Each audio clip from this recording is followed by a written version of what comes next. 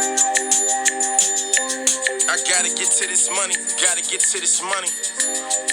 Gotta get it, gotta get to this money. The dope boys got their eyes on her. The ball players. Yo, what's the deal? It's your boy Noah. I'm back with podcast Shop Talk, episode 2. This was supposed to be done yesterday, Wednesday the 8th, but you know how it is. You can't always get people to come on, so I've been struggling with getting guests. So here we are. You know, I'm doing it solo dolo, but you know the show must go on. Since the last time we spoke, you know, there have been a few games. There have been a few games that have been played in the NBA Finals, so we're definitely going to touch on that. We got to talk about Steph Curry. We got to talk about LeBron James. And since I couldn't get any guests on the podcast, I started my Periscope. And if you look at the title, that'll let you know what's going on. So, you know, with the stuff that I'm talking about, like, if y'all want to chime in, do it. Because I'm rolling solo today, and I didn't expect to be, so we gonna make it happen. So last night, the Cavaliers, they handled they handled the Warriors, man. They handled them, and I was talking to one of my boys at work, and he was like, losing Kevin Love may seem like a big thing, but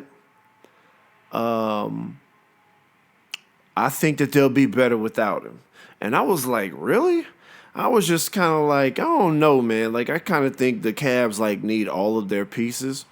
But the Cavs looked pretty great last night. I don't think that was entirely because Kevin Love wasn't on the floor. But I think that Richard Jefferson getting more minutes really helped them out. And Kyrie Irving actually showed up because he hasn't been playing very well lately. Like, the first 2 games, he was actually pretty terrible. Yeah, and then, so last night, it switched, the point guard curse went from being on Kyrie Irving to it was on Steph Curry. It's like Steph Curry looked terrible last night, man. Now, I know he's human, so you're going to have a bad game, but, man, he looked awful. He looked pretty awful. I'm not going to front. But to stay here real quick, like LeBron, man, like that's the LeBron I like to see. The LeBron that's attacking the basket. LeBron was off the ball, cutting to the rim, getting layups. Like, that's the dude I like to see, man. Not the LeBron that's sizing people up and then shooting a jumper. Like, even though he's gotten considerably better at shooting jumpers since he started in the league, that's not your game, fam. Like, you're not a shooter. Like, you can shoot. You know what I'm saying? Just like I know that I can go in the kitchen and I can make me an omelet, but I'm not a chef. You feel me? So there's a difference. So it was nice to see him attacking the rim, and I was cracking up. Like he just had a different demeanor about him. Like you could tell like he was actually out there trying to win. And you know, there was that moment in, I want to say it was in the third quarter. Steph Curry was trying to get it going, and it was a dead ball, and he tried to dunk it after a play, and LeBron beat that stuff against the glass and then kind of like mugged him a little bit. And that wasn't to be on no tough guy stuff, but that was good though. To let him know, like, hey man, we're not having none of that in here. No matter what you think that you're going to be doing, we're not having none of that. So that was good to see from LeBron. That was good to see from him, man. So it'll be real interesting to see how the rest of the series goes, because the win was cool for the Cavs, but if they don't come out next game with the same mentality and fervor and same take no prisoners demeanor, then this game 3 win really means nothing because they're still down 2-1. So if they lose, they'll go down 3-1 with the closeout game in Golden State. So if that happens, man, listen, it's over. It's over going back to Golden State for a closeout game because at the crib, Golden State is going to get all the calls. You're not going to be able to rough up Steph Curry in Oracle Arena and not get a foul called on you like you can do in Quicken Loans. You know what I'm saying? So it's going to be a different story, and the Cavs are going to have to play great basketball. Kyrie Irving is going to have to show up, and if Kevin Love gets to play, he's going to have to show up as well. You know what I'm saying? So, that's pretty much what I think about that. The bigs for Golden State didn't show up either. They don't really have great, I was about to say perimeter bigs. They really don't have great big men, but Azili and Mo Spates and Verajao, and Andrew Bogut, like they do their job.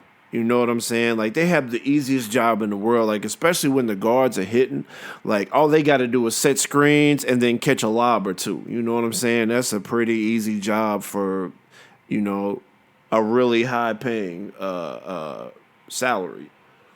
But yeah, so that's pretty much all I wanted to discuss with regards to the game because it still remains to be seen.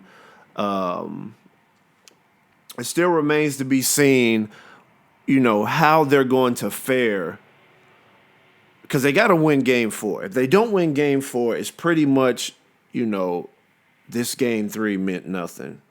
So the leadership and the defense and the toughness and everything that happened in game 3 has to translate to game 4. It has to. Otherwise, they're staring, the end of their season right in the face. So, that's what it is with that. So I want to switch gears a little bit, and I really wanted someone else to be in the room with me so we could talk about this. Like I said before, this was supposed to be out yesterday, but I wasn't able to get anyone on this with me. Everybody act like they got shit to do, and they really don't. But that's neither here nor there. I've discussed this in one of my Periscopes before. If you're not following me on Periscope, it's Noah Douglas 21. There's a lot of times where we debate relationship topics, and one of the things that I thought about, because I've heard the women use this term a lot, and I've wondered about this. Let me turn my phone notifications off. My ringer down. They use the term, well, I'm old-fashioned. Now, everybody's heard that term before, and the people who usually use that term are women. And I was wondering, you never really hear men saying they're old-fashioned? Like if you date old-fashioned, like if your style of dating is you prefer a more old-fashioned approach, Does being old fashioned benefit men? That's a question I have. Because personally, I don't really think it does. Like, it don't tell me, oh, because it gets you the girl in the long run, that that's your benefit. But here's what I mean by that. So when a woman is old fashioned, right? She doesn't have to really give too much effort when it comes to the courting or potential relationship. She doesn't really have to do much. The guys are now. This excludes chivalry acts, right? Holding the door open for women, pulling their chair out for them when they're going to eat, things like that. Those are excluded. Like, those you should do as a man anyway. It's more of a respect thing for women other than, something that benefits them. But like, not having to pursue anyone when it comes to a relationship. When women say they're old fashioned, like, you have to do most of the effort when it comes to like reaching out to them. And then taking them out on dates, paying for the meals, which I believe the man should do. If it's his idea to take a woman out, there's absolutely no way, shape or form she should be paying for anything. But you don't have to pay for much. The man has to make the plans.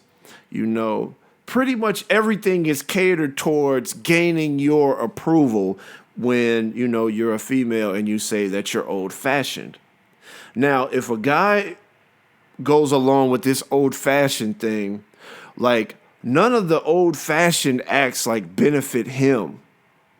In my eyes, how does being old fashioned benefit a man when it comes to courting and relationships? I don't think it does. Like, I really don't. And if someone would like to explain it to me, I would love to know how it benefits them.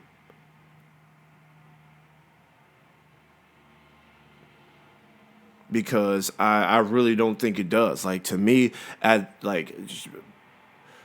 being old fashioned is really a benefit of women to help them kind of be able to do what they do and pick who they want without really having to do much on their side. But like I said, man, if someone would like to explain to me, I'm going to put this on YouTube as well. You can search my YouTube under Noah Douglas. You'll see it's a picture of me. And leave in the comment section how it benefits men with how the old-fashioned relationship style benefits men. Excluding the end result, like getting the girl. Like, no, I mean, how do the acts of being old-fashioned, excuse me, how do the acts of being old-fashioned benefit men? Like I said before, like, the women don't have to pay for much.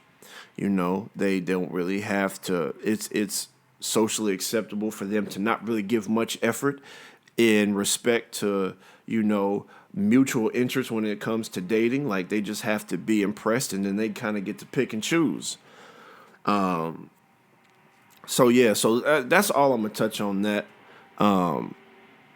That's just something that I've wondered. And it's funny, man, because I have Periscope going right now, but it's not really any help because there's really not many people in here. Like, it's 1 or it's 0. So the Periscope thing, I'm about to turn it off, because it's not really helping me at all. So yeah, I think I'm gonna go ahead and stop the scope. Okay, so here's another question too, right? We do a lot of relationship topics. There's an app called GroupMe I'm in, and we do a lot of relationship topics in there. It's men and women. So relationship stuff comes up a lot. And then it's always the man's perspective versus the women's perspective, which I enjoy.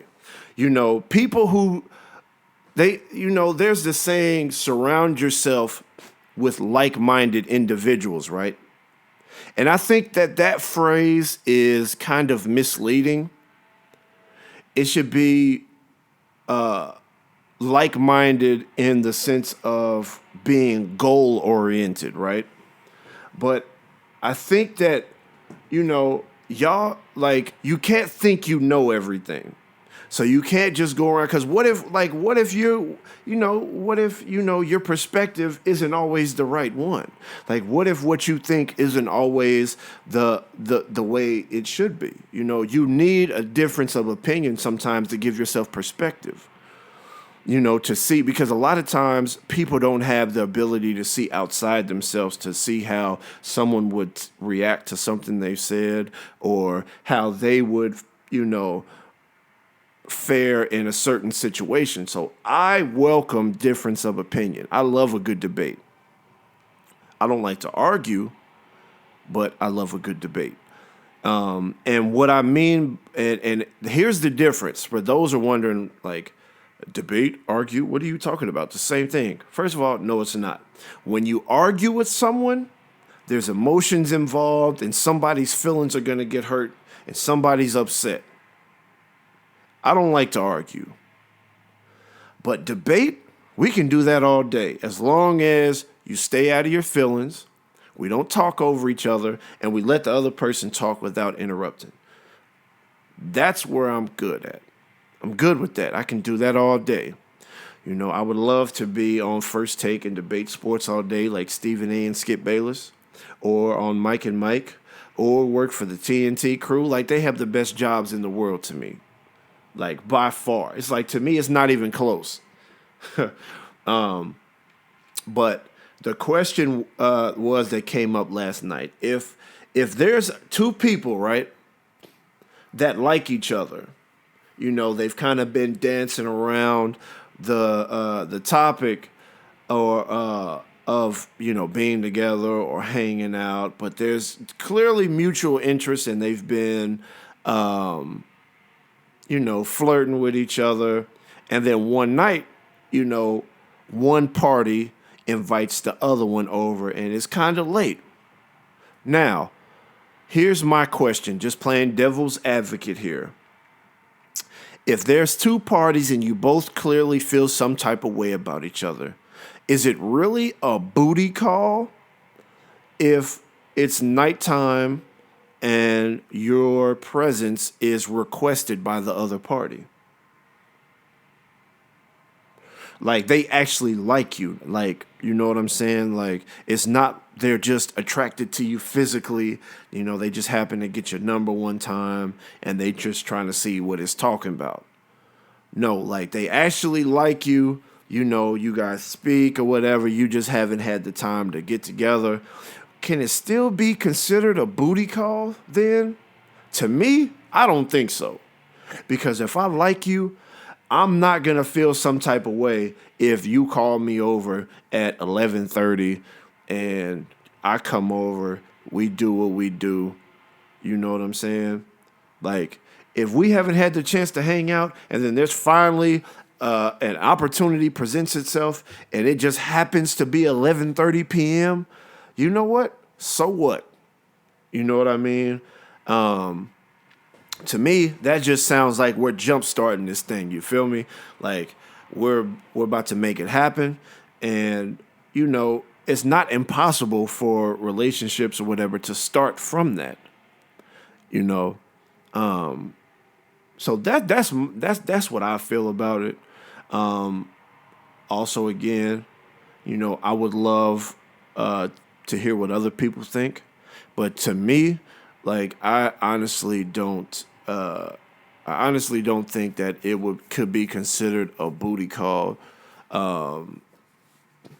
if it's two people that actually like each other and would possibly be together. That's the key. Now, if it's somebody number you just got, and you haven't known them that long, and you hit them up or whatever, and you hit them up at 12:30, then yeah, that's a booty call. What else is going on that late? If that's the way you want to say it, like, okay, what else is going on at 11:30, 12:30 at night? Fine, you got me there. But to me, what changes the game is when people are actually mutually interested in each other past a physical relationship. That's what I think. Yeah. So, matter of fact, okay. So we gonna keep this raw, man. I'm not trying to make it sound like a radio show where everything is smooth. So what I'm going to do now, is I'm going to go into my chat right now, and I'm going to look at some of these messages so we can discuss some of these scenarios. Like, my cousin gives me some scenarios, right? And just to see how I respond. So I'm gonna read a couple of them, and we'll see. We'll see, man. So, okay, so here is one. Here's one, right? Here's the scenario I was presented with. So you and your girl moved to an apartment complex because she says her cousin just moved into town and she hasn't stopped talking to her about how great the complex is. You meet her cousin for the first time and you all hit it off. Everything's great, right? The next few weeks, you hang out with both of them pretty much every day. One day, you all decide to exchange keys because your girl locks herself out and you have to leave work to pick her up, and so on and so forth. The next week, you're getting ready for work and you walk into the living room and she sees you naked, referring to the cousin. You cover up while she's laughing and giggling and whatnot. You're worried about it, so you ask, has your girl has her cousin said anything about it? And she tells you her cousin hasn't told her anything peculiar in the last couple of days. So you're like, cool. You're not going to say anything either because her cousin always has a new man, so it couldn't have been that bad. One evening, you're cooking, and her cousin is over, and while your girl is getting the table ready, her cousin grabs the D so hard that it kind of hurts, and she tells you that she has kind of stopped talking to all of her guy friends so she can fulfill her fantasy with you. Grimy. You pull her off and says she might be family one day and you can't do it. So later on that night, while your girl is asleep, she texts you a picture from inside your house saying, if you don't come in the living room and give me what I want, she will get naked and turn the house heat up and your girlfriend will wake up. Then she will lie and say the two of you are cheating. What will you do? So that's a pretty nutty scenario. But to me, this situation is actually pretty simple. It's actually pretty simple. It's not that difficult of a scenario to me. If I'm living with my girl, the truth will always come to the light. I don't care if she tells my girl that we've been cheating on that I've been cheating on her with her, because I haven't. So since we've literally never done anything, and, assuming I haven't done anything to incriminate myself, like text her something flirty or whatever, which would be stupid because it's a family member, I'm not worried about it at all. Like, I am going to let her throw her temper tantrum. I am going to let her lie and say whatever she wants, turn the heat up, whatever. I don't care. I can go downstairs and I can turn the heat off. We can get the locks changed. I'm not playing with this girl, especially if I'm with somebody I really like, which I'm sure that I do because we're living together. You know what I mean? So I'm not fooling. I'm not fooling with this girl, man. I'm not fooling with her. So that's pretty much the end of that. And there's not really much else that I want to touch on. I'm gonna keep this one. This one's probably a little bit longer than the last one, but since once again I don't have any other guests, I'm going to try to make sure next week that I'm good to go. Right? I'm gonna start lining it up like as soon as I'm done. That we'll have somebody over here. But that's it, man. I'm gonna go ahead and I'm gonna sign out. This is episode 2. Peace.